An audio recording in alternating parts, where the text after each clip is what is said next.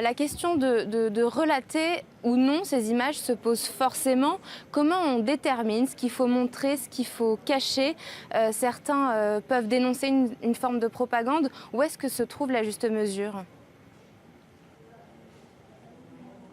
Écoutez, la ligne d'i24 News qui est totalement assumée est de tout montrer. De tout montrer parce que nous avons atteint ce 7 octobre un niveau d'atrocité qui est unique et qui rappelle pour les Israéliens à une triste période de l'histoire du peuple juif.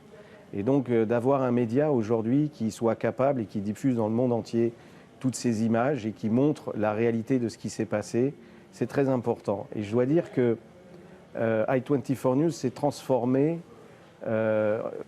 chaque jour de plus en plus en plateforme de témoignage.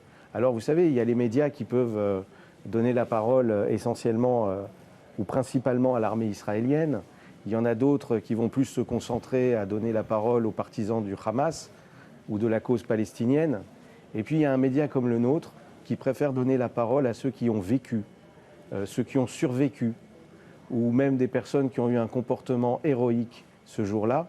Et autant au début nous sollicitions ces témoignages, autant aujourd'hui nous sommes sollicités par les familles des victimes, par les familles des survivants ou les gens qui ont été eux-mêmes confrontés aux attaques terroristes du 7 octobre, pour pouvoir venir sur notre chaîne et raconter au monde, débriefer ce qui s'est passé et témoigner de l'horreur qu'ils ont vécue ce jour-là.